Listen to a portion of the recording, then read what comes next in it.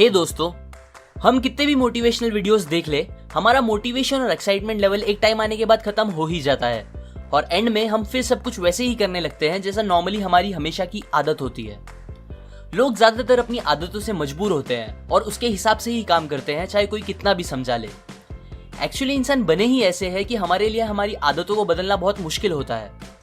पर ये याद रखें, आपकी सही आदत ही आपकी सक्सेस और फेलियर के बीच का एक सबसे इंपॉर्टेंट फैक्टर बनेगी। सबसे पहले हमें यह पता होना चाहिए कि कौन सी हैबिट्स हमें अपने अंदर डेवलप या चेंज करनी चाहिए। आज मैं आपको 7 ऐसी हैबिट्स बताऊंगा जो आपको इफेक्टिव बनाएगी। So let's begin. Habit number 1, be proactive. एक रेस्टोरेंट में एक औरत के ऊपर कॉकरोच आके बैठ जाता है। वो एकदम डर जाती है, पैनिक होकर चिल्लाने लगती है और उछल उछल के अपने दोनों हाथों से उसे दूर फेंक देने की कोशिश करती है। इतने में उस औरत के हाथ लगने से कॉकरोच उड़कर एक दूसरी औरत पर आकर गिर जाता है और फिर वो भी पैनिक होकर सेम पहली वाली औरत जैसा बिहेव करने लगती है। ये देखकर पास में खड़ा एक वेटर उनकी मदद करने जाता है। इधर उधर फेंकने में कॉकरोच अब वेटर के ऊपर आके बैठ जाता है, बट वेटर चिल्लाने और पैनिक होने के बजाय सीधा खड़ा होता है। कॉकरोच के अपने शर्ट पर चलने को अच्छे से ऑब्जर्व करता है और जब उसे कॉन्फिडेंट फील होता है तब फौरन वो कॉकरोच को अपनी उंगली से पकड़ लेता है और रेस्टोरेंट के बाहर फेंक देता है। ये स्टोरी को हम ऑथर के प्रोएक्टिव और रिएक्टिव के कॉन्सेप्ट से रिलेट कर सकते हैं। यहाँ वेटर एक प्रोएक्टिव इंसान था जिसने उन औरतों की तरह सिचुएशन पर रिएक्ट करने के बजाय सोच के सोल्यूशन निकाला और उसके अकॉर्डिंग प्रॉपर एक्शन लिया। रिएक्टिव और प्रोएक्टिव होने में बहुत डिफरेंस है। रिएक्टिव लोग हर चीज के लिए दूसरों को ब्लेम करते हैं। उनका देश तरक्की नहीं कर रहा क्योंकि गवर्नमेंट अच्छी नहीं है, वो तरक्की नहीं कर रहे क्योंकि उनका बॉस अच्छा नहीं है, वो खुश नहीं है क्योंकि लोग अच्छे नहीं हैं, और अगर कुछ ना मिले तो वो अपनी किस्मत को ही ब्लेम करने लगते हैं।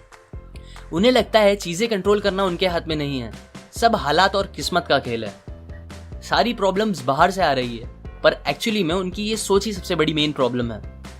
वो यूजुअली ऐसे सेंटेंसेस यूज करते हैं जैसे मैं कुछ नहीं कर सकता, क्या करूं, मैं बचपन से ही ऐसा हूं, वो मुझे बहुत गुस्सा दिलाता है। जबकि प्रोएक्टिव लोग अपनी फीलिंग्स का कंट्रोल दूसरों को देने के बजाय खुद संभालते हैं। वो अपने हर एक्शंस की 100% रिस्पॉन्सिबिलिटी खुद पे लेते हैं। हालात और किस्मत को ब्लेम करने के बजाय सिचुएशन को वो खुद कैसे बेटर कर सकते हैं इस बारे में सोचते हैं और एक्शन लेके उसे सही भी करते हैं। आप हमेशा उन चीजों पर फोकस करो जो आप चेंज कर सकते हो, ना कि उन चीजों पर जो आप चेंज नहीं कर सकते। Habit number 2, begin with the end in mind. ये हैबिट मेरे how to be powerful video में बताए एक लॉ से सिमिलर है, जिसमें मैंने हमेशा एंड गोल को याद रखकर स्टेप्स लेने कहा था। अभी के लिए इमेजिन करें आप एक फ्यूनरल में गए हो, पर ये बाकी फ्यूनरल से बहुत अलग है, बिकॉज जब आप देखते हो तो आपको पता चलता है कि कॉफिन में आपकी बॉडी है और वो आपका खुद का फ्यूनरल है। उस टाइम आप अपने आप के लिए क्या क्या बोलना चाहोगे? ये एक बहुत ही इम्पैक्टफुल क्वेश्चन है। क्या आप वो सारी चीजें अभी कर रहे हैं जो आप अपने आप को देखकर तब बोलना पसंद करोगे?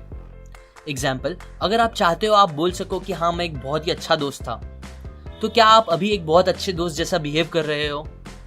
अगर आप ऐसे इंसान की तरह याद रहना चाहते हैं जिसने लाइफ में बहुत कुछ अचीव किया और सबकी बहुत मदद की, तो क्या आप अभी ऐसा कुछ कर रहे हैं जिससे आप श्योरली ये कह सकोगे?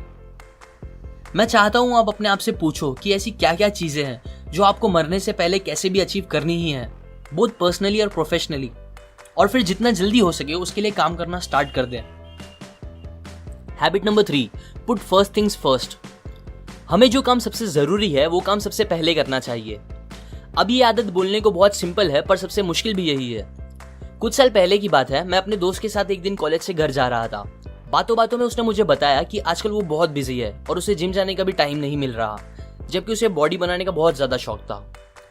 थोड़े टाइम बाद रास्ते में हमने देखा एक जगह भीड़ जमा हुई थी। वहां कुछ आदमी लड़ रहे थे। मेरा दोस्त वहां रुक गया और मुझे भी साथ रुका लिया। फिर हमने वहां रुक के पूरी लड़ाई एंजॉय की। सब खत्म होने के बाद मैंने उससे कहा, ये सब देखने से अच्छा घर जल्दी जाके तू जिम चला जाता। उसने हंस के कहा, छोड़ना यार, जाने दे। हाँ, मुझे पता है जितनी देर हम वहां खड़े थे उतने टाइम में शायद पूरी जिम नहीं हो जाती, पर यह भी सच है कि मोस्टली हमें जितना लगता है हम उतने बिजी होते नहीं। ऐसा कितनी बार होता है कि हम डिस्ट्रैक्ट होकर अपने फेसबुक फीड्स बेवजह स्क्रॉल करने लगते हैं, यूट्यूब पर वीडियोस या टीवी देख के टाइम पास करने लगते हैं, और कुछ नहीं तो बस बेवजह की बातें सोचने लगते हैं, जबकि हमें कुछ बहुत इंपॉर्टेंट काम खत्म करने बाकी होते हैं। ये सबसे कॉमन आदतों में से एक है जो हमारा बहुत सा इंपॉर्टेंट टाइम वेस्ट करती है और हमें कभी एक एवरेज इंसान से ऊपर बढ़ने नहीं देती। सो अगर आपको कुछ करना है लाइफ में, तो हर रोज वो काम सबसे पहले खत्म करो जो आपको आपके गोल्स तक पहुंचने में हेल्प करेगा। उसके बाद बचे दूसरे कामों को प्रायोरिटीज दो। Habit number 4, think win win. मान लो मेरा और आपका एक यूट्यूब पे प्रैंक चैनल है और दोनों के पास 1000 सब्सक्राइबर्स है। अब मुझे आपके चैनल के बारे में किसी से पता चलता है और मैं आपके वीडियोस देखता हूँ।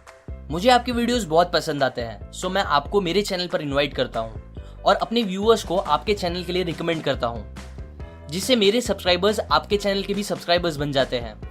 और फिर सिमिलरली आप भी मुझे अपने चैनल के लिए बुलाते हो, जिससे आपके व्यूअर्स मेरे चैनल के भी सब्सक्राइबर्स बन जाते हैं। इसे कहते हैं एक विन विन सिचुएशन क्रिएट करना, जिसमें दोनों साइड का फायदा निकले, ना कि बस किसी एक का।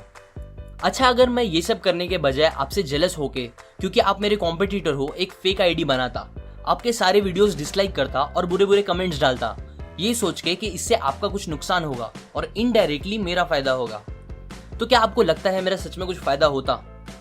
ऑब्वियसली ऐसा नहीं होता, बिकॉज मैं यहाँ एक विन लूज सिचुएशन क्रिएट करने का ट्राई कर रहा होता, जिससे हार्डली कभी कुछ लॉन्ग टर्म के लिए अच्छा हो सकता है।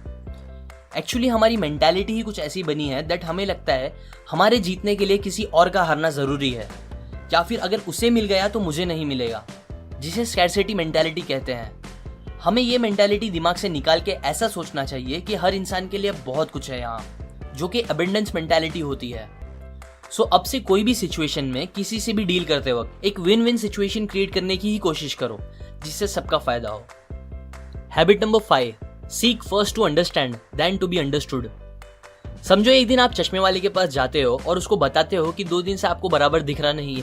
ये सुन के चश्मा वाला फौरन अपना पहना हुआ चश्मा निकाल के आपको दे देता है और बोलता है, लो इसे ट्राई करो, ये मेरे लिए काफी सालों से अच्छे से काम कर रहे हैं। सो आप वो चश्मा पहनते हो पर आपको और खराब दिखने लगता है।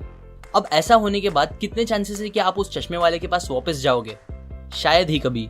पर एक्चुअली में हम भी थोड़े बहुत इस चश्मे वाले जैसे ही हैं। जब हम लोगों से बात करते हैं तब उनके प्रॉब्लम्स को डायग्नोस या अच्छे से समझने से पहले ही उन्हें सोल्यूशन देना या लड़ना स्टार्ट कर देते हैं। हम ये इजीली बोल देते हैं कि कोई हमारी फीलिंग्स नहीं समझता, पर खुद भी रेयरली कभी सामने वाले की फीलिंग्स को समझने की कोशिश करते हैं। सोचते भी है तो इस बात को कि सामने वाले ने क्या कहा और वो ऐसा कैसे कह सकता है, जबकि मेन क्वेश्चन ये होना चाहिए कि उसने ऐसा क्यों कहा और उसकी फीलिंग्स क्या थी वो बोलते टाइम। सो नेक्स्ट टाइम जब आप किसी से बात करें तो उनकी बात बस रिप्लाई देने के इंटेंट से ना सुने, बल्कि उन्हें समझने की कोशिश करें। और सबसे इंपॉर्टेंट, सामने वाले को ऐसा फील होने दे कि आप सच में समझते हो उनकी फीलिंग्स। जब आप ऐसा जेन्युइनली करना स्टार्ट कर दोगे तो लोग आपको भी समझना स्टार्ट कर देंगे। Habit number 6, synergy. अगर आप 2 प्लांट्स को साथ में लगाते हो तो उनकी जड़ साथ में मिलकर मिट्टी की क्वालिटी बढ़ाती है, जिससे दोनों प्लांट की ग्रोथ बेटर होती है उन 2 प्लांट्स के कंपेयर में जो कि अलग अलग जगह लगाए गए हो। सिनर्जी की हैबिट हमें हमेशा मिलके एज अ टीम काम करने के लिए एनकरेज करती है। एग्जाम्पल, 2 आदमी एक पेड़ से कुछ सेब तोड़ने की कोशिश कर रहे थे, पर काफी ट्राई करने के बाद भी दोनों उन तक पहुंच नहीं पा रहे थे क्योंकि सेब थोड़े ऊपर थे। फिर दोनों ने सोच के डिसाइड किया कि एक आदमी दूसरे के कंधे पर चढ़कर सारे सेब तोड़ लेगा, और उन्होंने ऐसा करके सारे सेब तोड़ लिए। इस एग्जाम्पल की तरह जब हम लोगों के साथ सिनर्जाइज करते हैं तब हम हमारी कैपेबिलिटीज को डबल, ट्रिपल और जितना चाहे उतना बढ़ा सकते हैं, जिससे हमें हमारे गोल्स को पूरा करने में काफी आसानी हो जाएगी। Habit number 7, sharpen the saw. एक आदमी बहुत देर से एक पेड़ को काटने की कोशिश कर रहा था। वो एकदम थक चुका था पर उसे पेड़ कट ही नहीं रहा था। पास ही एक लकड़हारे ने ये देखा तो वो उसके पास गया और उसे सलाह दी कि उसे पहले अपनी आरी तेज कर लेना चाहिए। ये बात सुनकर वो आदमी ने उसे कहा, पर ये करने में तो टाइम जाएगा। अभी शायद आपको ये जवाब स्टूपिड लगे, पर हम भी यूजुअली ऐसा ही करते हैं। हम एक्सरसाइज के लिए दिन के 30 मिनट नहीं निकाल सकते ताकि हमारी हेल्थ अच्छी रहे, 15 मिनट कोई बुक नहीं पढ़ सकते ताकि हमारी नॉलेज बढ़े, और फिर हम कंप्लेन भी करते हैं कि हमारी जिंदगी अच्छी क्यों नहीं है। हैबिट नंबर 7 अपने आप को हमेशा बेहतर बनाने पर फोकस करती है।